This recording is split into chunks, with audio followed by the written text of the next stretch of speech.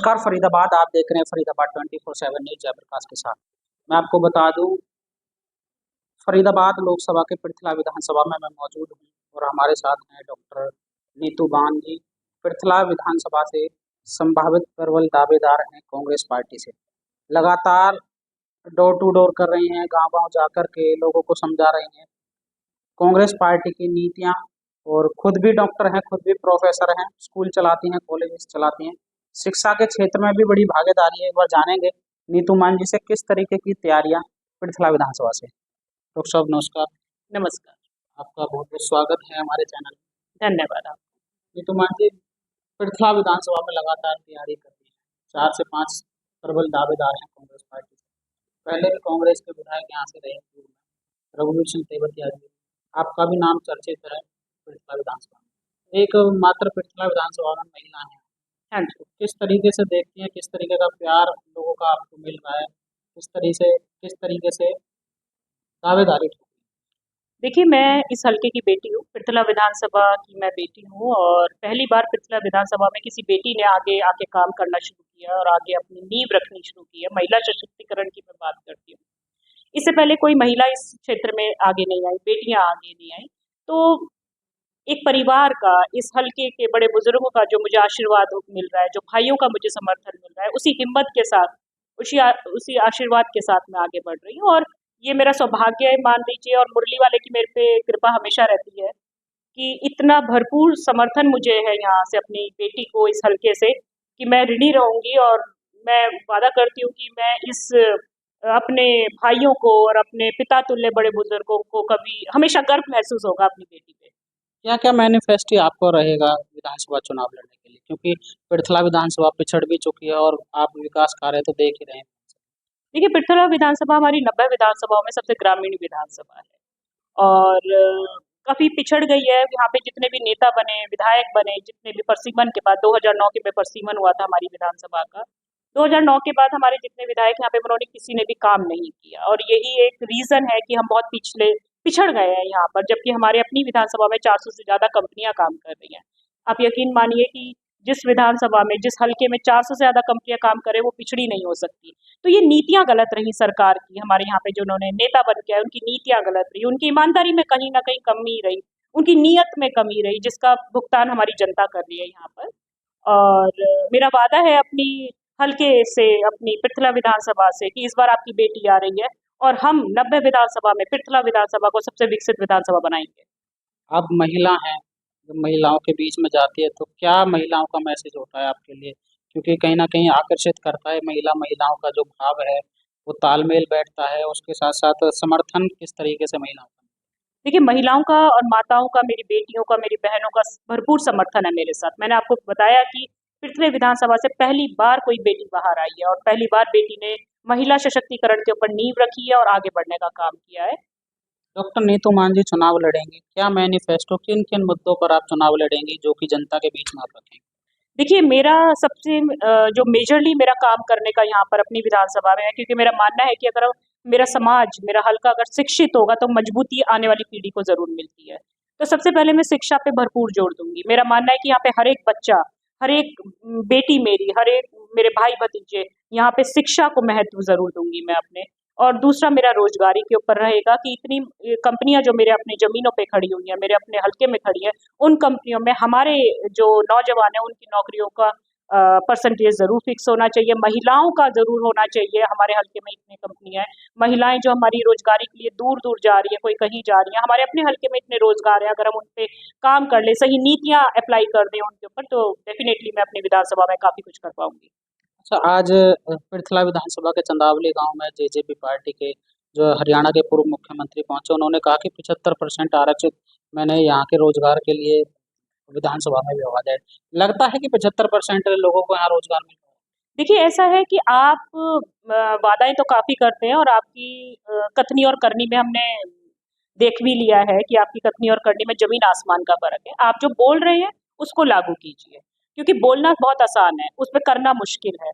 तो आपने बोल तो दिया 75%, लेकिन आप किस तरीके से उस 75% को लेके आएंगे, क्या नीतियां लेके आएंगे, किस तरीके से उसको इम्प्लीमेंटेशन क्या रहेगा? देखिए, इम्प्लीमेंटेशन और एग्जीक्यूशन दो चीजों पे ही हमें काम करना पड़ता है हमेशा। आप बोलते कुछ भी रहे और आपने कुछ भी काम करने के लिए शुरुआत ही नहीं की, तो आपके बोलने से फर्क नहीं पड़ेगा हमें ज्यादा। तो काम किस तरीके से करेंगे, क्या एग्जीक्यूशन लेके आएंगे, जिन नीतियों को आप बोल रहे हैं उनको आप अपने हल्के में किस तरीके से अप्लाई कर रहे हैं, तो वो सब चीजें मायने रखती है। सिर्फ भाषणबाजी से तो 15 साल निकल चुके हैं।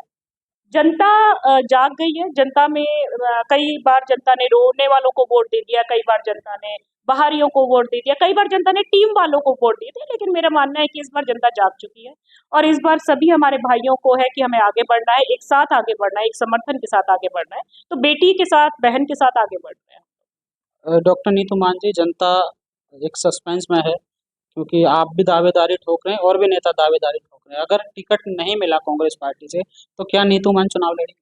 देखिए, नीतू मान चुनाव लड़ेंगी ना या नहीं लड़ेंगी, ये मुद्दा नहीं है। बात यह है कि मैं एक कार्यकर्ता हूँ और जमीन से जुड़ी हुई कार्यकर्ता हूँ।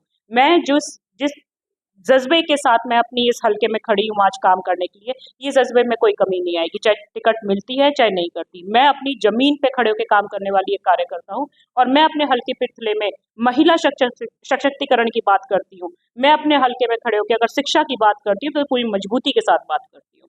हरियाणा के अंदर किस तरीके से मतलब गठबंधन सरकार देख रहे हैं, या कांग्रेस की पूर्ण बहुमत की सरकार बनने वाली? देखिए, कांग्रेस पूर्ण बहुमत की सरकार बनेगी। पिछले 10 सालों में बेहाली जो हमारे प्रदेश में आ चुकी है, उस बेहाली से लोग परेशान हैं और कांग्रेस एक तरफा अपनी सरकार बना रही है और पूर्ण बहुमत से सरकार बना रही है। लोकसभा के अंदर अनुराग ठाकुर जी के द्वारा राहुल गांधी, जो कि पार्टी के सर्वो सर्वा हैं, उनके ऊपर टिप्पणी की गई जाति को लेकर के, तो क्या जातिगत समीकरण के आधार पर कांग्रेस पार्टी यहाँ जीत पाएगी, या सिर्फ भाजपा जाति जाति खेल करके इस चुनाव को लड़ना चाहती देखिए, ऐसा है कि समझना ये होगा हमें कि कांग्रेस पार्टी एक अकेली ऐसी पार्टी है जिसने 36 बिरादरी के साथ एक सम्मान के साथ हमेशा काम किया है। कांग्रेस वो पार्टी है जिसने जन जन तक पहुंच कर काम किया है। कांग्रेस वो पार्टी है जिसने कभी जात और पात और धर्म के नाम पर कभी वोट नहीं मांगा है। तो मैं उस कांग्रेस पार्टी की एक बहुत सम्मानित सदस्य और कार्यकर्ता हूँ। तो मेरी जो कांग्रेस पार्टी है ना, वो किसी जात धर्म पे वोट आपसे नहीं मांग रही, वो अपने काम पे वोट मांग रही है और 36 बिरादरी को एक साथ लेके, एक सम्मान के साथ, एकजुटता के साथ, एक समर्थन के साथ हम कांग्रेस पार्टी में काम कर रहे हैं। तो ये जात धर्म सिर्फ भाजपा का ही मुद्दा हो सकता है और ये आप उन्हीं से ही पूछे। हमारे कांग्रेस पार्टी में कभी इस तरह का हम लोग डिस्कशन नहीं करते। है? तो मान जी, लास्ट मेरा सवाल आपसे है, आपने शिक्षा की भी बात की, रोजगार की भी बात की, लेकिन स्वास्थ्य, पृथला विधानसभा में इतना बड़ा कोई हॉस्पिटल नहीं है जहाँ लोग अपना इलाज फ्री में, जो इनका योजना का, भारत सरकार की योजना का, जैसे कि जन धन योजना मान लो, चाहे वो स्वास्थ्य के लिए इन्होंने कार्ड चलाए हुए हैं, वो भी आजकल हॉस्पिटलों में नहीं चल रहे हैं। तो स्वास्थ्य पर कैसा आप कार्य करेंगे, और कितने बड़े स्तर का हॉस्पिटल पृथला विधानसभा के अंदर? देखिए, ऐसा है, हमारे पृथले विधानसभा में ऑलरेडी जब ये भाजपा सरकार थी, हमारे कांग्रेस सरकार ने हमारे पृथले विधानसभा में एक बड़े हॉस्पिटल को लेके एक नॉर्म पास किया था। वो अभी भी पेंडिंग है, भाजपा सरकार ने उसको रोक दिया था। हमारी सरकार जैसे ही आती है, हम पृथले में सबसे बड़ा अपना एक हॉस्पिटल बनाएंगे जो एम्स के लेवल तक का हॉस्पिटल होगा। उस पर बड़ा हम उसमें गरीबों के लिए और जो फ्री हमारी जो दवाइयों का रहेगा, वो सब हम सुविधाएं उपलब्ध करवाएंगे। और बड़े अस्पताल नहीं, हमने जो मोहल्ला क्लिनिक की भी अगर बात करते हैं कि जगह जगह जो गवर्नमेंट के छोटे छोटे क्लिनिक खुले हुए हैं, गवर्नमेंट के जो चिकित्सालय खुले हुए हैं, उन पे भी हम काम करेंगे क्योंकि डॉक्टर्स नहीं है। आप देख रहे हैं, सरकार ने तो आपके लिए हॉस्पिटल खोल दिया, लेकिन अगर डॉक्टर्स वहां नहीं है, टाइम से नहीं पहुंच रहे, मरीज वहां नहीं देखने को मिलेंगे, खाली पड़े हैं हॉस्पिटल, तो आपने वहां कभी चेक ही नहीं किया है किसी चीज को। जबकि ये हमारा अधिकार है, हमारा शिक्षा हमारा अधिकार है, चिकित्सा हमारा अधिकार है, तो हमें वहां पे देखना होगा। आपको सिर्फ अपनी नीयत सही रखनी है और जो अधिकार आपको सरकार ने दिए हैं उन पे आप सही अगर नीयत रखते हैं और ईमानदारी काम करेंगे, आप देखिएगा उसमें। नीतू मान जी, पृथला विधानसभा के पृथला गांव में आपने कार्यालय खोला है, गांव क्या उम्मीद रखता है आपसे? देखिए, पृथला कॉन्स्टिट्यूएंसी में पहला कार्यालय मेरा खुला हुआ है। इससे पहले लोगों ने पृथला कॉन्स्टिट्यूएंसी में पृथले जगह पे कार्यालय नहीं खोला, किसी ने कहीं बाहर खोल दिया, किसी ने कहीं और कहीं लोकेशन पे खोल दिया। तो सबसे पहले तो यहाँ का जो नौजवान साथी हैं मेरे, जो हमारे बड़े बुजुर्ग हैं, उनका यही सम्मान उनको सबसे ज्यादा है कि ये पृथला कॉन्स्टिट्यूएंसी में हमारी बेटी का पहला कार्यालय है। आज भी आप देखेंगे, आप आए तो मेरे पूरे मेरे कार्यालय में सब जगह हमारे बड़े बुजुर्ग बैठे हैं, सब जगह हमारे नौजवान साथी बैठे हैं जो अपना अपना काम कर रहे हैं, सब लगे हुए हैं कि हमें किसी तरीके से अपने हल्के में क्या मजबूती के साथ काम करना है। तो ये जो आशीर्वाद है, ये जो समर्थन है, ये जो हिम्मत है, ये सब यहीं से ही हमारे भाइयों से और अपने बड़े बुजुर्गों से हमें मिल रही है।